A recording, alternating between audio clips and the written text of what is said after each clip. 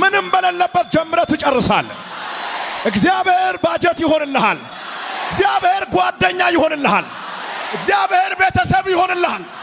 እግዚአብሔር ሀብት ይሆንልሃል። እግዚአብሔር መንገድ ይሆንልሃል። እግዚአብሔር ክብርና ሞገስ ይሆንልሃል። አትችልም እየተባልክ ጀምረህ ትጨርሳለህ። እንደምችል ዕውቅና እየተሰጠው ሳይሆን የጀመረው እንደማይችል ዕውቅና እየተከለከለ ነው የጀመረው። የምትጀምረው ነገር የሚቆም ነገር ነው።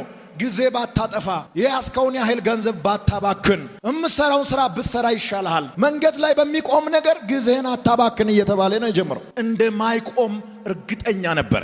ሁል ጊዜ የሆነ ነገር ለመጀመር ስናስብ ባጀት እንጠይቃለን። ጌታ ሆይ ለዚህ ስራ የሚበቃ ገንዘብ ላክልኝ፣ አዘጋጅልኝ ብለን እንጸልያለን። ግን የእግዚአብሔርን እርዳታ አንጠይቅም። ቤት ለመስራት ለፈለገው ሰው እግዚአብሔር ብሎኬትና ሸዋ ብቻ ሰጥቶ እግዚአብሔር ከወጣ ያ ሰው አይጨርስም።